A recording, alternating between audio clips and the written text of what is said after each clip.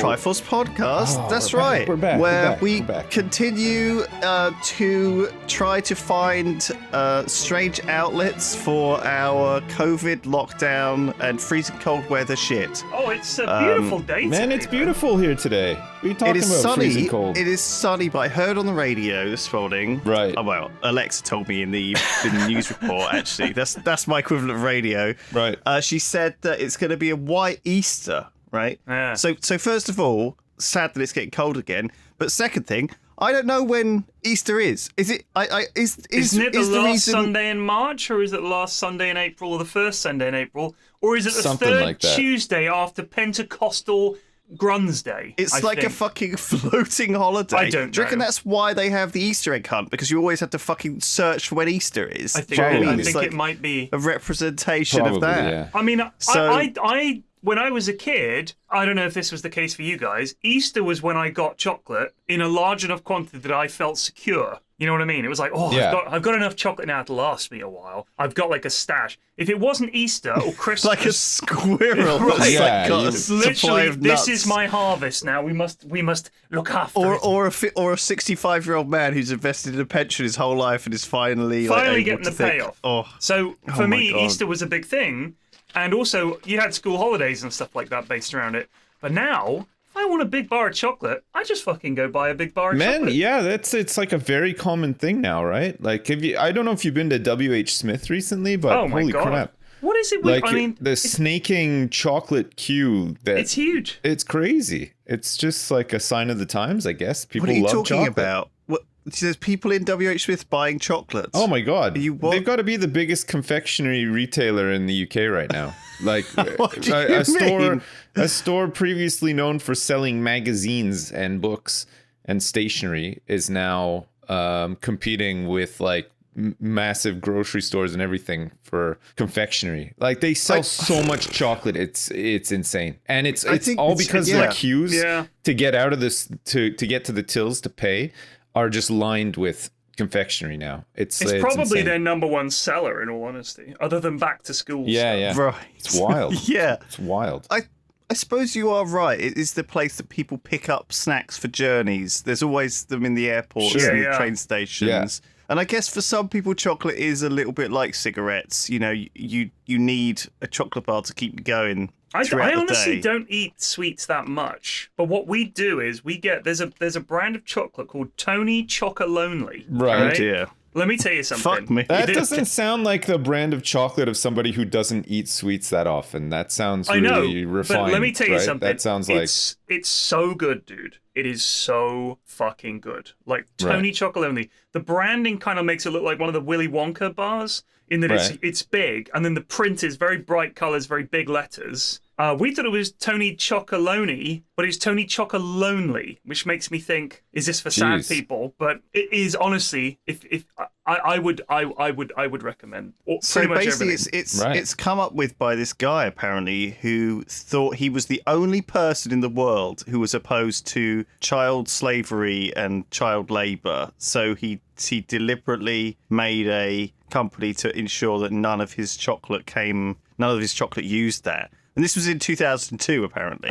So Wait, hold on that's where the loan back up comes a from. minute there. Yeah. He thought he was the only person in the world who was opposed to that? Yes, apparently. I guess in the chocolate industry, everyone is just so complacent and used to just ignoring the fact that there's horrible stuff. As most people are in business, you know, these guys in suits sat at the ivory tower, not the Ivory Coast. That's where the slavery's big chocolate happening. at it again. Wouldn't you like They're to have an Slaving ivory children, tower? and then you got the little man, Tony Chocolonely, coming by. Exactly. And he just wants to make a difference. He just wants to save the kids. Yep. But big chocolate won't let him. They Big try and they buy explicitly from farms that are not using How exploitation. do they ensure? Do they call them up?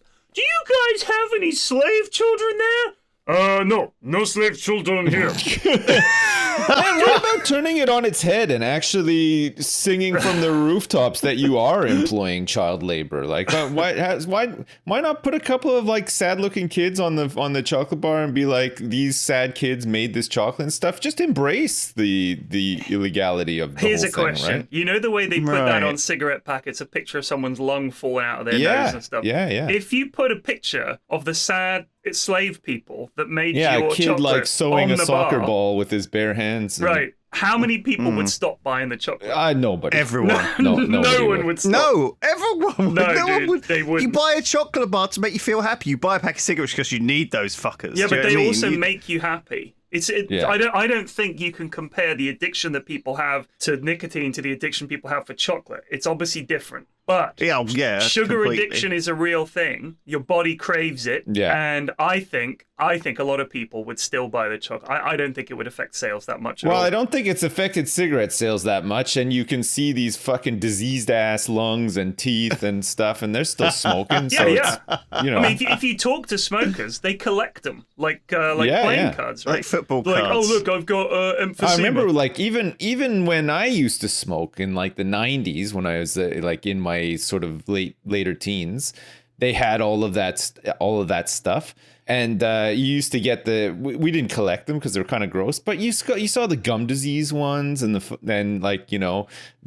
diseased lung and the rotten teeth and everything. And I don't know. I mean, it didn't bother you. It wasn't a deterrent. So I don't think it would make. Well, it doesn't bother you because when you're a certain age, you think you're invulnerable and you think you're immune. Anything won't happen to you, and you think you're immune to it. You know, I think that there's so many people go through life with this psychology. Isn't that true that of they're not part your of. whole They're life, special though? somehow, right? I don't think that's unique to younger people. I mean, look at the people during a pandemic who are still traveling, still trying to go on holiday, still spreading a virus. You know what I mean? I think everybody carries that with them, or at least certain people do, where they're just like, this doesn't affect me. I've got my own rules. I'm just going to do whatever the fuck I like. You know, like I think it's the same. You are right. I think people are the center of their own universe. And as a result, we can't help it just assuming that we feel like, oh, you know, other people get lung cancer. I'm not going to get lung cancer. Yeah, you know? They did this thing over here where there was a couple of cases.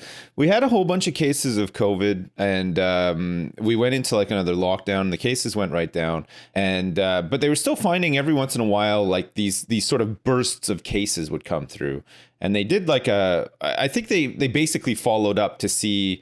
They were interested to see in this particular case how the spread happened, and without naming names, they just sort of like walked through, the events that led to a bunch of people getting COVID, and the whole time it was like person A went to a party attended by person B and person C. Person D later on got it and then went to a party where person E and you're just thinking, why are you going to a party during these times? Like, what goes through your mind when you think that there's millions of people that have died from this and you're just going to a party all the same, like you would have done before this broke out? It's crazy. They had a big report on the news last night about people who just fucking didn't give a shit, met up, had these huge parties. It happened all over the place. Yeah. It's weird. It's it is mind blowing, isn't it? I mean, you've had it, Flax. Like you know that it's fucking terrible, right? Well, here's the thing. A few people have said to me, people don't listen, right? So, for example, a friend of mine said that they thought they already had COVID because they had a bit of a sniffle in March, so they think they're cool. They think they've had it. Right. And I said, well, you'll know when you've got it because you'll be sicker than you've ever been in your life. It's fucking horrible. And everybody's wading in the comments with, oh, no, it affects different people differently, actually. And I'm thinking that's become the thing, hasn't it? Yeah. That, you can get it and not even know. So people just think, who cares? I And don't then know kind of how ignored it. you- Why are you- we taking such I chances? don't know how you wade in with an opinion if you haven't had it in that context. I mean, Well, they are weird. right. Some people, I mean, for instance, for some of the guys I played Dota with, one of them's had it, and he just lost his sense of taste and smell.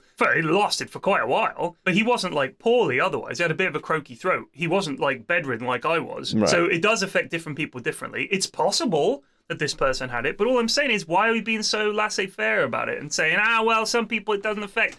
You know, for older people especially, for people who are sick and don't even know it, A friend of mine died of it. He didn't have any health problems. He died. He was my age. So it does happen. Just don't take any fucking chances. Come on, guys. It's a global pandemic. Can we fucking just get on board with this, please? Jesus. Sorry, but this was I'm really sorry to hear. That's crazy. This is just to reinforce the point that I think people continually throughout their lives believe that they're somehow invincible or somehow exempt from the rules that everybody else seems to have no problem following. And then, going to a party or whatever, it just seems crazy to me. Like, I think people have this power to self-justify. They hear one thing and they think that's probably what happened to me, and then that becomes the gospel in their head, and then everything they do is alleviate. No one goes through life constantly feeling, well, some people do, constantly feeling anxious and guilty about what they're doing, but those people don't tend to do that many bad things. I think people who do bad things feel like they have to do them for a reason. Either it is to for something. Maybe they want a new phone. It's funny, but my dad always used to say when we were talking about whenever I go to see him in the States, there's a lot of driving because it's America, right? So you're chatting and stuff like that. We were listening to the radio and there was some news thing about how the police had caught some guy with 100 kilos of horse in his boot. That's heroin, obviously, lad. Yeah. In his boot. And I was like, how dumb do you have to be to get pulled over by the police for a busted taillight? Because it's always some shit like that. The guy's driving up from Mexico or wherever with all this heroin, and he gets busted because he's like, taillight's out, and then he's like, yeah, sure thing, officer. No other problems. I'll just be going. He's like, what's that in the back of your car there, sir? Huh? Looks like a bit weighed down little there, powdery son. there, sir. You got a little unidentified powder coming up out of your car. For some reason, they're in the very far north. I can hear a light whinnying. There's a name coming from your boot there. He's got a 100-kilogram horse in here. He's got a bunch of live horses in his car. But my dad was like, well, if you're going to break big laws, you're going to break the small ones too. So these guys who are willing to potentially spend the rest of their lives in jail to smuggle a load of drugs aren't going to be fucking signaling before a turn. They've already abandoned laws. They've opted out of the whole law thing. I don't know, though. I society. feel like I would be even more careful. You would think if I was a that. cop, I'd be looking for extra cautious drivers. Right. But you're not a criminal. Those are the guys that are transporting all the horse. No, we're just going riding. We're just going equestrianism with our horse. This is fully legal horse. Senor, I am just moving my horse to the north. It's a little far north here for a 100-kilogram horse. I think that's a little small for him, eh? 100-kilo horse must be tiny, right? Oh, man. It's like a big My dog. dog weighs 20 kilos, I think. Jeez. Yeah. Well, you do Oh, see yeah, him. how is your dog doing? Oh, Aggie, she's great. Nice. She's involved currently in a long, ongoing power struggle regarding the sofa. Right. So she understands that the ranking in the house goes me and Mrs. F, the kids, her. Right? She understands that. She's the smallest one. The cat operates in a small fiefdom of her own upstairs. But for Aggie, the downstairs area, she just wants she loves me and Mrs. F. She's fond of the girls. She doesn't go as nuts for them as she does for me and Mrs. F. They do feed her most of the time, so she's starting to begrudging respect, and they do walk her and stuff like that. But you can just tell that then she's not as into them as she is into me and Mrs. F, because she understands on a dog level that I sometimes tell my daughters off, and she's watching intently, like, oh yes, moving up the ladder. I So see. in her mind, in her dog mind, anytime I tell one of the kids off, that's bumped Aggie up a notch, and the other one's gone down. So less food for her now, and more for Aggie. That's how she sees it. So with the sofa, every evening when I come down after stream and I sit on the sofa and watch telly. I just like this whole thing being like a fantasy castle it really realm setting. It's very Game of Thrones in her little mind. So I sit on the sofa, and she wants to sit next to me, and she lies lengthways next to my legs, and she snuggles in, and she's very happy, and she looks up at me, and I have to pet her. And when I stop petting her, she looks up at me sadly again. So I have to basically, this is her time for me to pet her on the sofa. She loves it. She's very happy. Sometimes one of the kids wants to sit with me. And I love cuddling my kids, so I'm sitting there with my daughter, one of my daughters, watching the telly. Aggie looks horrified. This is oh my god, I'm losing my position. They're territorial too, right? Very. When they think that something's theirs or whatever, Yeah. So she will sit there and stare, or she'll get up on the sofa and look at my daughter and me with this sort of horrified look, and then she'll gradually try and creep And if a gap opens up between us, it's like even an inch, she'll try and leap in there and like shove my door out of the way with her legs and stuff. It's I don't let her do it because I don't want her my to daughter think... does that to my son now, Right. and they're people. Like it's really weird. Yeah, It's a mammal thing. We're social we creatures. have these, like, my daughter's going through this phase now. Like, she's 5, so she's waking up in the night and she feels frightened, so she has to, like, come into our room and get into our bed, which is fine. Like, we went through the whole thing with my son as well. But on the odd night, my son will come in as well. He'll hear the commotion. He'll come in too, and he'll be like, oh, like, I want to get in too. And then they'll actually have a full fight. Like, no, I was here first. There's not enough room for you. No, I need to get in there. And you're just like, hey, it's fucking 3 a.m. Like, how do you guys have the energy for this? It's I'm like half comatose. Like, it's bad enough that one of them wants to get in there, and this is how you end up. This is how you end up sleeping in his bed, and your wife ends up sleeping in her bed, and it's just like you just switch places. Listen, all parents or soon to be parents out there, the best advice I can give you is get your kids into like a single bed as soon as possible. As soon as they're like it's safe enough and comfortable enough for them to get into like a full-size single bed, do it, because it's like such a good backup, like when your bed is like overflowing with extra people because of like frights in the night. Man, you've got like, I've got my pick of single beds I can sleep in and get like a decent amount of shut-eye. It's pretty good. We never let the kids sleep in with us ever. We've completely given up, like in some ways, because it's like you just spend all night back and forth, like, okay, are you like you're less frightened now? You're fine? Yeah, okay, go to sleep.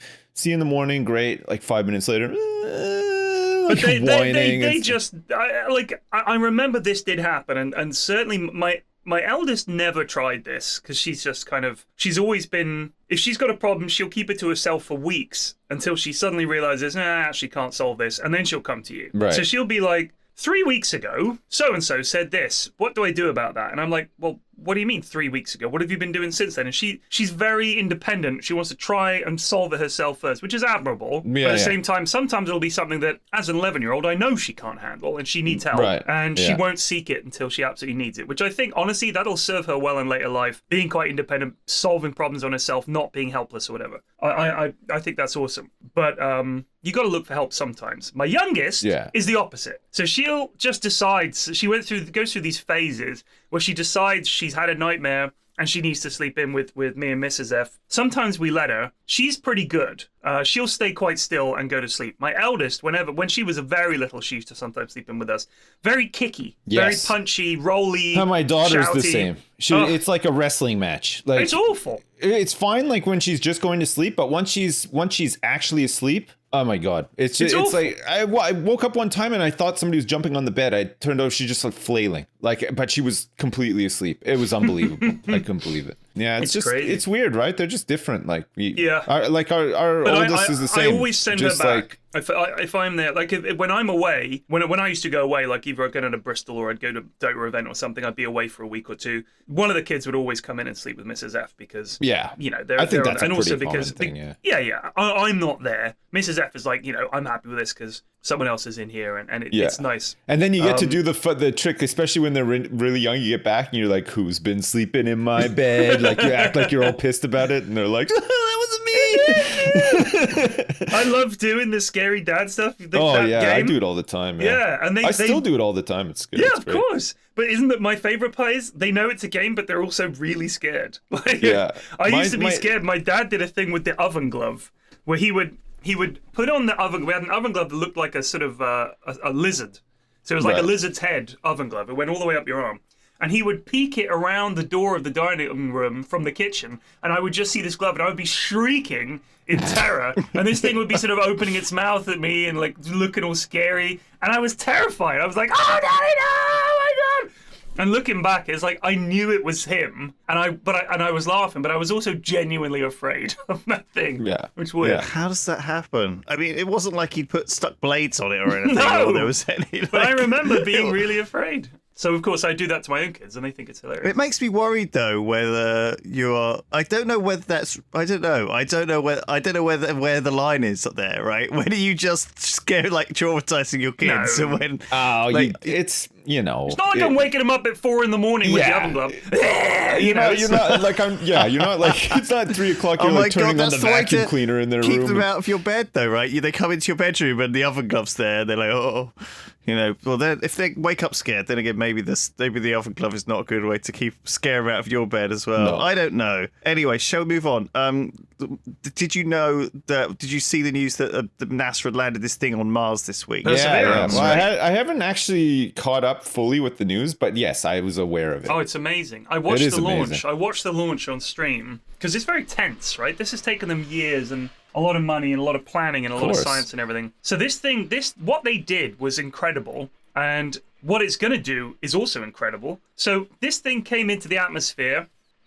It was traveling at like 5 or 6 kilometers a second or something stupid like that, and it hits the atmosphere and slows down, and then this huge parachute comes out, and as it's going down, it jettisons the parachute, and now it's got this sky crane thing, which is like this rocket-propelled landing craft that lowers the Perseverance down onto the ground. This thing is the size of a car, and it's all doing this. Yeah, it's huge. It just has to know. But as it's coming in, it does this radar scan of the ground and finds a landing site. It's like, oh, yeah, that's a bit bumpy. All right, we'll go for that bit, and aims for this bit where it's going to land. It's astounding, and it just had to do it all by itself because obviously with the, 9-minute, 10-minute difference, it depends on the orbit of Mars, I guess, but whatever the difference is, we don't know. We're just like, well, hope this goes okay. And it's either crashed or it hasn't by the time we find out. And then it's down and it immediately sends a picture. And then we've got videos and we've got sound. And there's a little helicopter they're going to fly around. It's amazing. It is amazing. It's wild. They got a little drone, a little.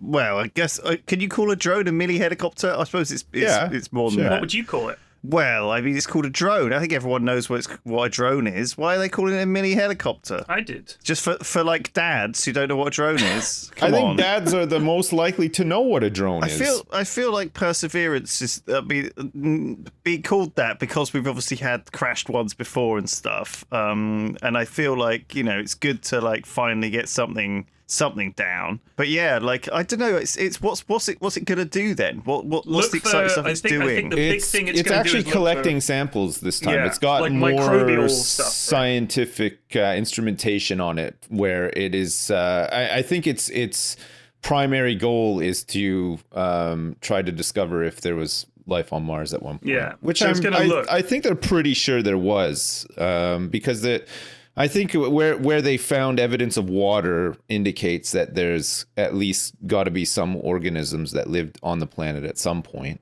There might be microbial life. I don't know. Yeah. So if they find it, like if they do find some microbial life, this would be the big one for me. Like I think this would be huge. Very unlikely, but let's say they found some that was still, they were able to somehow extract, not with this mission, but in the future, extract some DNA from one of these things somehow. Like if they found one that wasn't maybe even still alive down there in the ice, you never know. If the DNA was the same as Earth DNA, I think it would give us a really good idea of where life may have come from on the planet. Because one of the theories is that some comet came through and deposited organic life or matter or something, whatever the precursors were, on Earth, right? Like that might have been one of the things that led to life, was that there was some kind of comet seed. And if that was coming through the solar system and maybe it had been traveling for a long time and it gradually breaking up, and part of it broke up and landed on Mars and part of it broke up and landed on Earth. So we sort of had a common thread.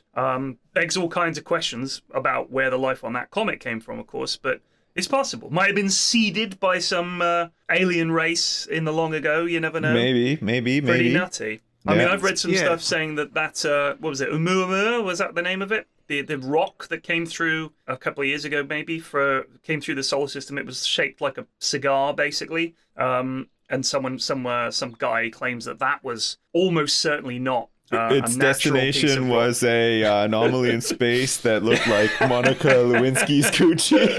Hey! Oh my god! Old joke for you there. That's a Jay Leno joke. Yeah, That probably is looking for Monica Lewinsky. Yeah. Yeah, it was a Jalen. That's all he fucking did for like 3 years. That's fucking hilarious, man. Holy shit.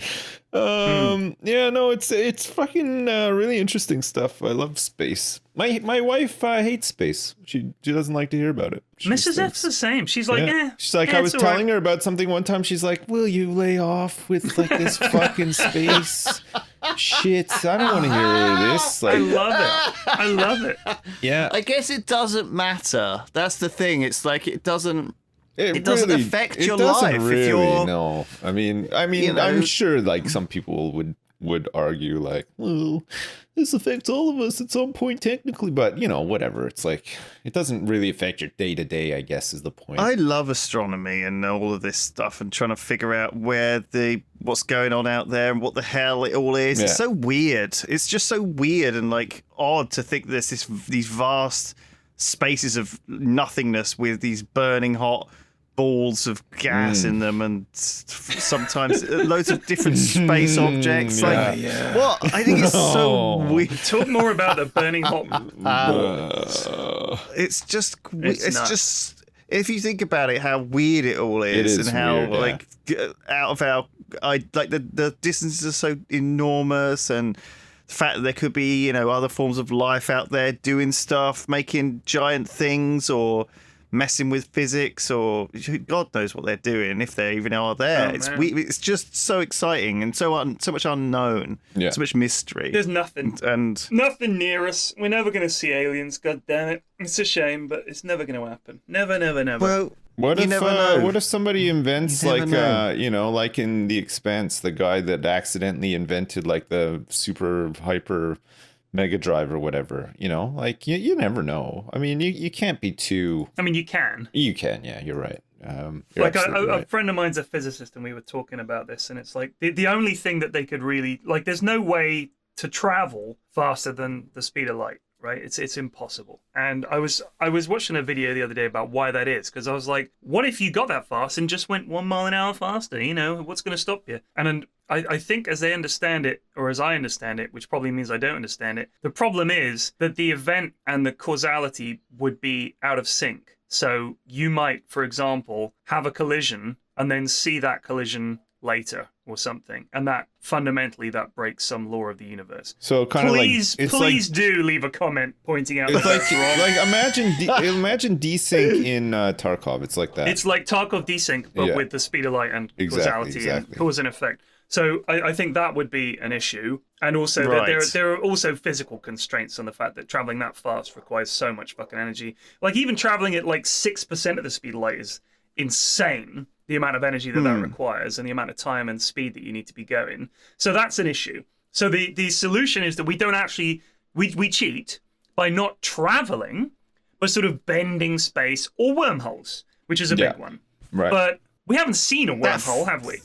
There's no evidence for wormholes. It's just feels pretty dodgy as well to start fucking with bending space. Do you know what I mean? Yeah, it feels you can really screw some shit up. Like feels pretty scary stuff. Well, here's the thing: you've heard about strange. Planet X or whatever it's called, right? I'm not talking about that ridiculous what is it called, Nibiru shit, where there's an exoplanet headed here. What they're saying is that the way that the outer planets, so Pluto and whatever the other shitty dwarf planets that nobody cares about in the suburbs of the solar system out there, those ones, that their axis of rotation and their sort of orbits cannot be explained unless you put another planet with a mass 10 times the Earth out in the distant orbit of the sun. That if we put one there, it explains it all. But we can't see it, and it's very hard to find it. So one of the things is that it might be very hard to find because it's not a planet, but a small black hole. So it would be about the size of an orange, and it would have a mass 10 times the size of the Earth at that size. And I'm thinking,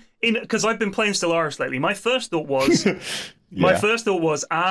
so when we unlock the black hole wormhole technology, luckily our solar system comes equipped with a miniature black hole. Perfect. All we need to do is miniaturize ourselves down to the size of an orange, and then we'll be able to walk zip through. Okay. Oh, so that's all right. something. So complete change of subject here. But I was watching a film called Witness, which is a Harrison Ford film 80s film, very good movie, about a guy who he's a cop. It's about a bunch of corrupt cops, and this little Amish kid, witnesses a murder when he's on a trip to Baltimore, and then he has to be protected by Harrison Ford because the corrupt police know they were the ones who did the murder, sort of thing. So he has to go live with the Amish for a while. And one of the ways he kills one of the guys in the film, spoiler alert, but it's a fucking nearly a 50-year-old movie, so fuck you. He dumps a load of grain on this guy in a silo. And I was like, man, that's got to be a way to go. Right. Grain. That's a very Amish way to go, I think. It is. Like, that's like. So I Googled about dying in a grain silo, and the first result was grain entrapment/engulfment. And then I started reading all about this and articles about this. And here's the thing, when they store grain in a silo, and it can be any kind of grain, not just like wheat or whatever, but any kind of grain, corn is a very common one, they stack it up in the silo, and when they're putting it in there, you want to pack it down, because it doesn't settle, like it's not like water, where it just automatically finds the lowest level. It's all little bobbles of stuff, and they all get stuck together and everything like that. So you have to like vibrate it till it turns into like a liquid. Well, no, you go and stomp up and down on it. Is that right? That's the budget way of doing it. Brilliant. Okay? So one of the problems is sometimes you get moisture, obviously getting into the silo. It's not airtight, a lot of them. And that causes a sort of crust of grain on top. And when you're stamping on the grain to sort of get it down, that can break and you can become engulfed in the grain. So there might be a void in the grain below that where you're jumping up and down, moves that, unsettles the grain, and you're suddenly getting sucked into it like quicksand. So the grain acts a little bit like a liquid and then it kind of flows and all the rest of it. But it's also quite different. The pressure is very strange. If you get into the grain up to your knees, just up to your knees, with some difficulty, you'll be able to extract yourself. Okay? Any higher than that, up to the waist, you're going to need another person, at least one other person, to help you. And any higher than that, and it's a full-on rescue, special equipment, everything like that. Right. Just up to your neck in grain, they won't be able to get you out. Because if it's like digging in dry sand. You try and move the grain, of course, more just flows in.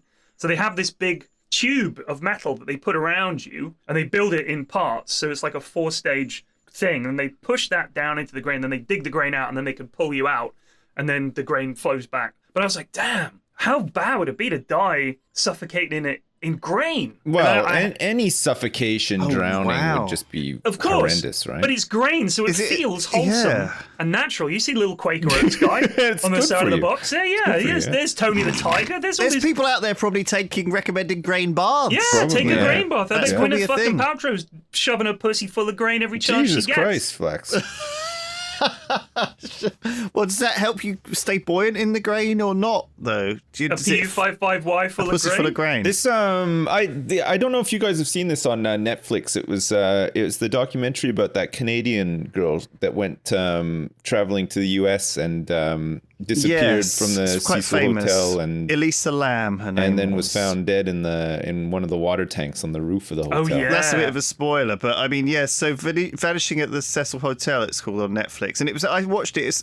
I thought it was a bit of a weak documentary because it had so many fucking YouTubers and it was all these people like, I couldn't wait to go to the hotel and stay there. And look at where she died. Parts of it weren't great. The story itself is really, really interesting and a bit creepy. Yeah, I think it could have been two episodes creepy. Probably, with a combination of episodes 1, 2, and 4. And I think they could have just left episode 3 out. It was just too weird with the whole like internet sleuth angle and stuff. But overall, though, I enjoyed it. Like, I wasn't familiar with the story, and I was creeped out by it as well. It's one of the famous stories because of the fact that the police released this quite odd video of her behaving very erratically. I remember this from the. It's really sad though, because she was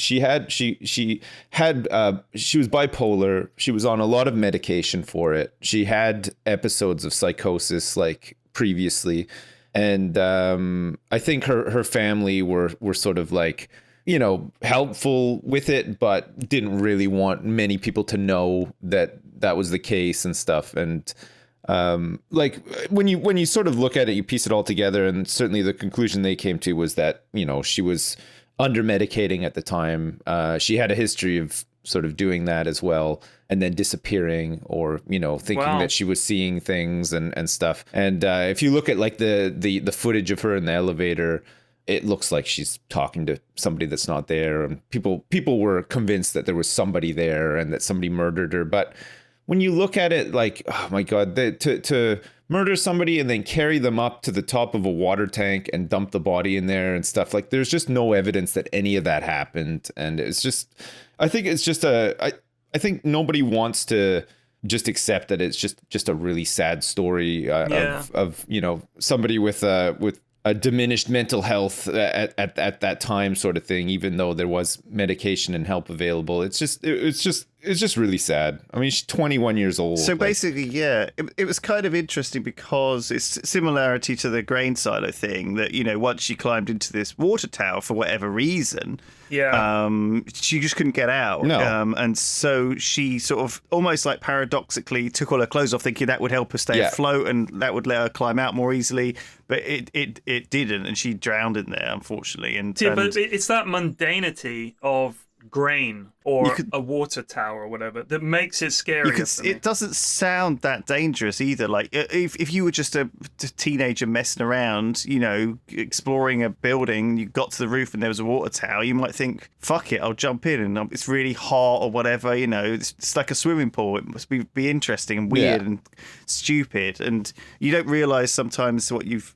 So I can see like the angle of that. I think that the fact that it did happen in this very terrible area meant that people assumed some sketchy guy had like abducted her, it's like, or some. You know, like Skid Row is not like the best place to be. Like I know, like, you know, cities are changing, and you know there's probably some gentrification that's happened there, or whatever, and they're trying to, you know, revitalize like that downtown area. But this is an area of LA that's known for just being, you know, very, very, very poor, very drug infested, violence. You know, like it's kind of a dumping ground for the sort of unwanteds of society, right? Like, well, also that's where a lot of the shelters are. Yeah. And so they end up getting bused to that area to go to the shelters, and then they get let out of the shelters, so they end up on the streets around that area. Yeah. So it is historically, there's lots of reasons why it's such a big problem. Yeah. And it's always been a problem. It's always been a poor area. Yeah. It's tough. We've seen it. We've been to San Francisco and Los Angeles, and we've seen these districts like is it Tenderloin in San Francisco, where there's a lot of I think it's a lot of homeless people, and it's really kind of you start, and it's strange. We always talk about how strange it is, how strange America is, where you can just suddenly take a wrong turn. And I'm sure there's areas like it in London as well. Not on the same level.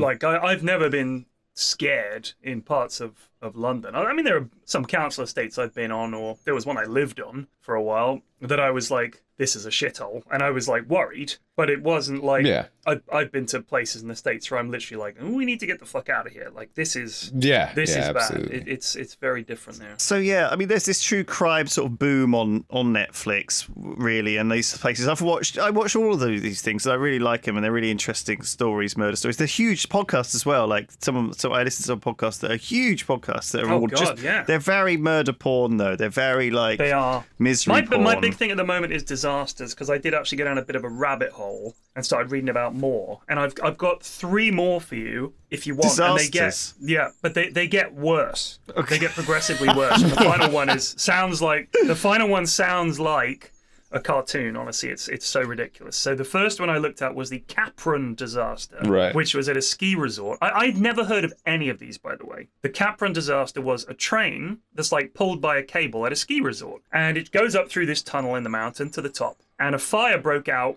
on the train in the tunnel. There was 155 people died on this train because they couldn't get out, and there's like the fire melted the radio, so they couldn't call for help. And there was another train coming down the tunnel while they were going up, and a load of people on that one died of smoke inhalation and everything. And it was like this toxic smoke just killing people. I think about 10 or 15 people managed to escape by smashing windows at the back with their ski poles and then running down the tunnel. And I was like, God, that's fucking awful. Like, you would not expect that at all. And not in the year 2000. At a ski resort of all places? This is like a luxury place to be, you just think they know what's going on. I guess it was the same with the Titanic, though. I mean, right, exactly. People are on a luxury cruise liner. There was a lot of hubris around the Titanic. It's unsinkable. I would never have got on a ship that they claimed was unsinkable in a million fucking years. That's just asking for trouble, dare I say. That's asking for karma to get you, isn't it? So then there was the Salang tunnel fire in Afghanistan. During the Soviet-Afghan war, there was this fire in a tunnel. A lot of tunnel fires. So that Kapran disaster thing happened in 2000. I mean, I'm surprised I've never heard about it, but also it's relatively modern, right? I was going skiing in that sort of time, and it felt like these places were very crisp and clean. It felt like it wouldn't happen in Austria. Right. I mean, you could imagine that happening in some terrible ski resort down in but I mean, look at nowhere. what like airliners that crash and stuff. You know, like they're few and far between. But when they happen, you realize, holy crap! Like I've been to places before, and I've never thought twice about going on public transportation or going into a building or you know, whatever. You just take for granted that these places are safe, and you never even think about it. I can't imagine talking how of buildings, fucking there was scared one they in would have one all in been. Bangladesh. I think it was Bangladesh, and it was like one of those buildings that's like got a mall in it and offices and shops and all the rest of it, and the whole fucking thing just collapsed. Oh my They'd seen God. some cracks in it, and a bunch of people had said, "I'm not going in," and a bunch of offices had closed. But there were a bunch of other things like garment factory or something in there, and they were just like, "Yeah, crack on. It's just some cracks." And the whole thing just fell, blam, and killed a whole bunch of people. Jesus. That's the kind of thing, like, you could be there on fucking holiday and a building falls on you, like, or, you know, you could be working day in, day out in some miserable clothes factory. Yeah. And you're forced to go into work, and the fucking building falls on you. So those are awful. I see cracks on the side of every building. There's But these were big cracks. There was These were big cracks. a couple of years ago in Montreal. There was like a highway overpass that collapsed. Yeah. I can't remember if anybody was hurt or killed It's in a it. big But problem in America, you know. that's nuts, though, to think that you just, you know, on any given day you're just driving home on that highway and then an overpass collapses. Jesus Oh my God, yeah. Christ! Five people were killed in that, by the way. Yes, my the God. Salang tunnel fire in Afghanistan was the Soviets have not really, in very typical Russian fashion, or the Soviet fashion anyway, they have not released specific details. They're like, oh, it was just an accident. The Afghans were claiming that they set off a bomb in the tunnel, and this was like a chain reaction of things exploding. And to make it worse, the Soviets put tanks at either end of the tunnel because they thought some insurgents might get out that had started this. So no one was allowed to leave. And there's smoke everywhere. Cars are exploding. It's like a chain reaction. Jesus. People are trying to get out and they can't get out. And I thought, that sounds fucking awful. But then I hit on the MV Donya Paz. Oh no! What is this? This is like disaster top trumps. I know.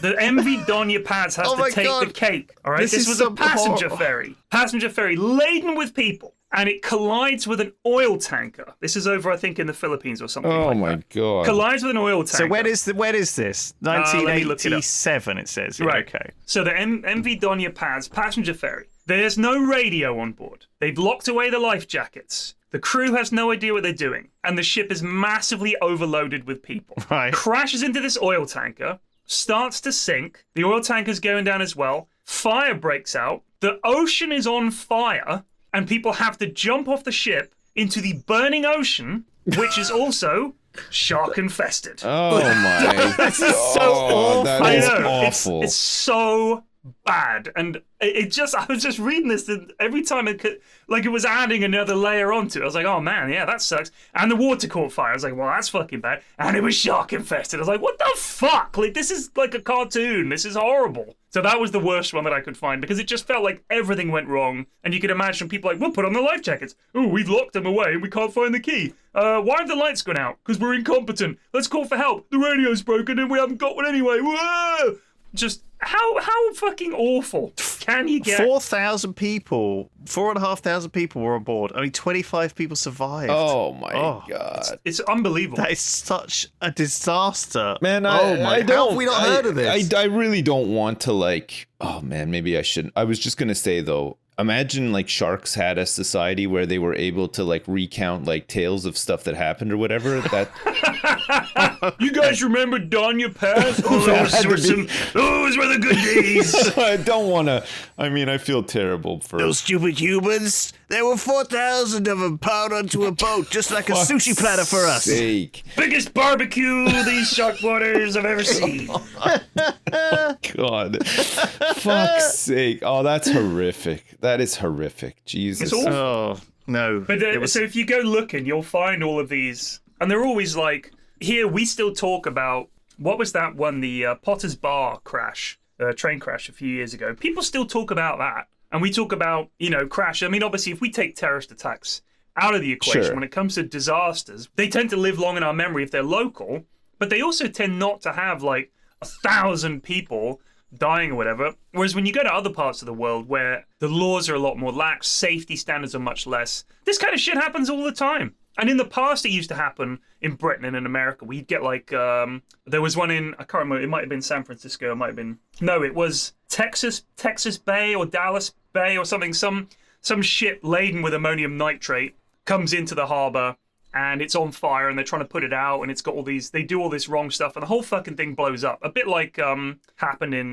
was it Lebanon recently? Oh, was yeah. it Beirut? God, Beirut, that was where that ship blew up. unbelievable. So it's like that. That kind of thing used to happen in America and in Britain before we brought in all these safety standards. And it pisses me off when I read about this stuff because people are like, health and safety gone mad, no. But the reason we have it is because we've been through this shit and they don't have it. And now you've got people jumping into shark-infested waters to be barbecued. Well, I feel like what this is this is just, again, the psychology of humans, right? It's where people, when nothing happens, it's people get laxer and laxer with the rules. They become complacent until something happens that goes wrong. Yeah, and then like, everyone, whose fault was this? And then everyone fixes. Yeah, it's funny to think that like where we're at now, with all of the guidelines and the investigations and everything, health and safety, all of that had to come about from off the back of people getting into accidents or there being disasters or people dying, right? Because otherwise nobody's really gonna forward think most of that. Right. Some of it is,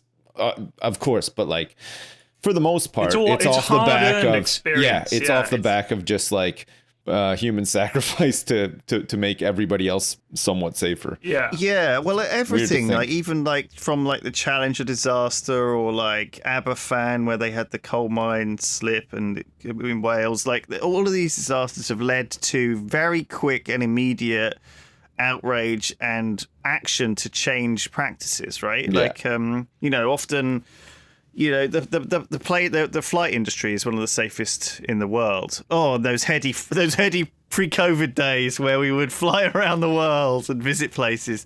But they were and they still are very, very diligent and very like obsessed with accidents. And I think it's because the idea of a plane accident has been so glamorized and dramatized in people's minds. A lot of people still feel that plane travel is dangerous when in fact it's the safest form of travel by some margin. I think a lot of people feel like they won't get hit crossing the road, but that's like the most likely time you're going to be killed by a car.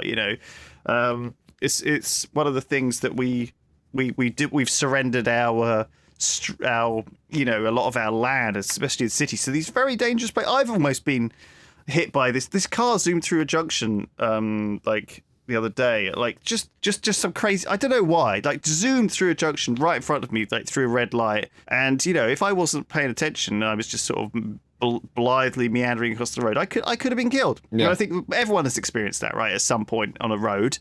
I think that they're super, super dangerous. So watch out, guys out there. Even in this post-COVID world where there's supposed to be no one on the streets, it's still dangerous. Watch out. Look after yourselves. So I've been watching a lot of like kind of stuff with like the kind of rose-tinted nostalgia goggles of COVID, like because I've been watching two things this week. I watched a bit more Superstore, which is this terrible kind of. It on looks Netflix bad. Now. Is it any good? It looks really bad. Yeah, it's not great. The first season's not great, but it picks up a little bit. And I have been watching it. What's a little bit of not great though? It can't be worth watching. Then again, I'd rather watch like some light-hearted comedy thing that's not very good than some miserable fucking murder drama I don't think it's for healthy the 16th to watch. time. I get recommended murder stuff stuff because I've watched a couple. I watched what is it called? Was it The Staircase? Is that what that was Staircase called? was really interesting. That was great. Yeah. And I watched the one about the guy Stephen something or other. Stephen I can't Avery remember. making a murder. Yeah. That's That was interesting as really well. good. Yeah. I watched the one about the night hunter. That Night was Stalker, upsetting. Night Yeah. Dude. That was It was upsetting. upsetting. Yeah. But I watched those three. I don't really watch a lot of true crime stuff because it feels lurid to me and kind of like pulpy, you know? It is, And yeah. some of them are really bad. Some of them are bad. And yeah. like revel in it. I don't want to watch the one about Peter Sutcliffe and all. I don't want to watch anything about the fucking Fred and Rosemary West. I don't want to see all No, this stuff. that's there's Some of it feels pretty seedy and gross, and yeah. Anyway, I had enough of it, so I watched that, and I also watched The Flight Attendant, which is this TV show with the woman from The Big Bang Theory, which I haven't watched all of. What's her name? Penny from Big Bang Theory. no idea. Do you know? Do Was you watch she it? Blossom? I don't think Blossom? I've ever watched a single episode of that show. Okay. And I'm No, grateful I for watched. it as well. I watched a few minutes of it, and it's so fucking awful, and I hate Well, all the characters. it's terrible, but you should know who the I characters are. don't. At least. I'm actually pleased Okay. to announce I couldn't name one of them. Fuck that show. I know they say bazonga. Bazonga! Isn't that one of the things on the Bazinga. show? Yeah, Bazinga, yeah. whatever. And I know that there's And everyone laughs. one of the girls who's very clever, and she's very clever in real life. She's played by the girl who was Blossom, for anyone that grew up in the 80s. I remember Blossom was a Blossom. popular TV show. And then there's the fit one. That's all I know. She's the fit one. Yeah. Okay. So she's in this. I guess now she's loaded because that's what happens to people who are in an incredibly popular sitcom when they get Like, paid I hundreds believe of thousands the of most, pounds. I believe per it's the most episode. successful sitcom of all time, by the way. I'm wouldn't- pretty sure What, that's Blossom? which is no. Big Bang Fucking Theory. Big Bang Theory, yeah. Yeah. It probably would be. Oh, no, but I mean, Seinfeld's got to still be top, right? Dude, I'm pretty sure it's in terms of it's, money gross, syndication and stuff. Let's have a look. This I mean, is pretty Seinfeld's big, been though. around longer. I'd say Fresh Prince has probably made more money and been around much longer than Big Bang Theory. So Friends and the Big Bang Theory. are the Friends, two of biggest. course, yeah. Jesus Christ. Friends and the Big Bang Theory. So- did you know Frasier's coming back? I heard heard this. somebody I did say hear something this. about this. Yeah. They're rebooting it. Oh my god. They're So yeah. rebooting Anyway, I really enjoyed watching The Flight Attendant. It felt like this time when the flight system. It was nice. It's like a nice pre-COVID like mouthwash. I don't know. It felt like a kind of. I don't know. Like I just worry that the world's different now, and I'm You scared. gotta watch. that You everything's gotta gonna watch change. Ted Lasso, Lewis. You'll like it. You want if you want. I can't get it. I can't get it. You can sign up to Apple TV Plus for a month for free, and you can watch I kind that of in don't like 2 want days. to. I don't want to because fuck Apple. Okay, is how but it- anyway, I mean, if you're looking for something lighthearted that's right. actually good, Ted I'll Lasso check is a it good out. shout for sure. Okay. Good shout. Yeah, here's another one for you. Schitt's Creek. Oh, Have you seen that? I've seen that, but I haven't watched So, it. Like I've seen it on Netflix. Mrs. F converted me to it. She was like, the first couple of episodes you won't be super into it, but This now is how I I felt love too. this show. Like it is. Schitt's Creek is so fucking funny. The characters are brilliant. It's got all the old the setting is SCTV really good. guys in it, right? Like Really Eugene has, Levy yeah, yeah. and Carol. Yes. Carol, whatever. Is it O'Hara? Is it O'Hara, Catherine yeah, O'Hara? Catherine Carolyn O'Hara, O'Hara? yeah. She's brilliant. But honestly, I really, really recommend Schitt's Creek. There are some of the episodes are just hilarious, and it's just the characters are so good. And her character Moira is so fucking good. She's like this. She used to be an actress. So the setup is that they were a very wealthy family, laid low by the IRS, who've taken all their money away, and now they've gone to the only place that they have, which is that they bought this town, Schitt's Creek. The father bought it because he thought it was funny. He just bought it as a joke for his son. But they actually do own the town. Right. So and then they have to go live there. But they still have no money. But they sort of go there and they find that things are kind of busted there. It's, It's like such a very an small American town. concept that you can. Buying a town. Yeah, I it's just don't, insane. don't even know where that. How I think maybe that is even like not a thing. I think it is. But anyway, you should go watch it. It's very funny. We just finished It is watching a bunch of stuff, and we were looking for something new to watch. And I've got a Now TV subscription because I used it to watch like Game of Thrones when it was on and a bunch of other stuff. And that's just how I can get like access to HBO stuff over here too. Oh yeah, God. I was looking around for something to watch, and I saw True Detective season 3, and I was like, okay, I loved season 1. I thought it was amazing. Yeah. Season 1 was great. Season 2, I was not fond of. I thought it was No. pretty bad, and the script was so bad. yeah, and so I thought, 3 could be good, but might be bad. But let's try it out anyway. Man, we were hooked. Like kids went to school. We watched 4 episodes in one day. Like it was wow. yeah, it was one of those shows. It was just like bam. It was great. Really, really enjoyed it. I can highly recommend it. Season 3. It's a bit like season 1 in terms of quality. Okay. Story is not like identical, but like there's similarities, and there's a tie back in it to season 1 as well, which is kind of cool. You know, in season 1, what blew my mind, like I love that show, like you, I absolutely love that show. Yeah. I thought that the characters, like I thought Matthew McConaughey was so good. Oh, he was so Woody good. Harrelson was so good. Yeah, both of I them. love the characters. I love the setting. I love what they were trying to uncover. Yeah. I thought it was such a good mystery. Yeah. You know, at the end, when he looks and he sees stars in that thing, like the guy actually is fucking summoning some kind of portal of some kind. Do you remember that? I bit don't at the remember end? that bit. No. When do you remember yeah, they go I to do. confront I him and remember they're that. fighting the big guy who's like the leader I remember of it that all. not liking that bit at the end, like the very end of season 1, where it was like they were in like that creepy haunted house maze and stuff, and I just thought, whatever, like I get it, it's a show, and like the rest of the show more than makes up for the fact that this scene isn't actually that great and not really the best way to end the show on this season.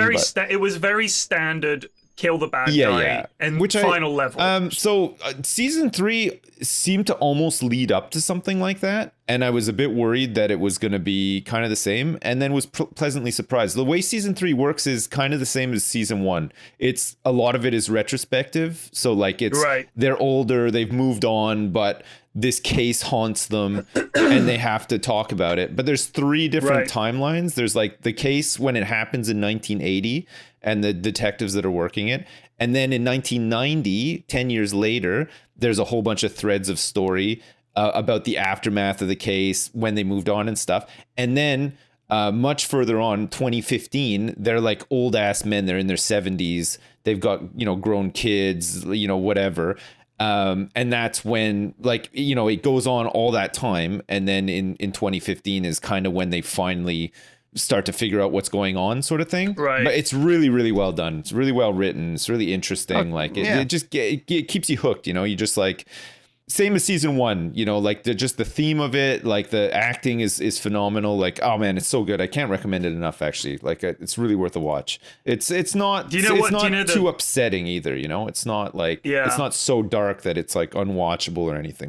I actually have to go. Sorry, I've got a meeting. Sorry, but if we could just put a pin on this. Is this not a meeting? Yeah, this is a meeting of minds. Residents Association. Yeah, it's about those pigeons. He's got to talk about seagulls. All right. Has he gone? Oh my god! No. Yeah, he left. All right, well there you go. Thank you everyone for listening to the podcast this week. Yeah. We'll see you all next week. Stay safe out there. Stay safe. Be careful. Be careful. Lots of love. Goodbye. See you next time. Bye. Goodbye.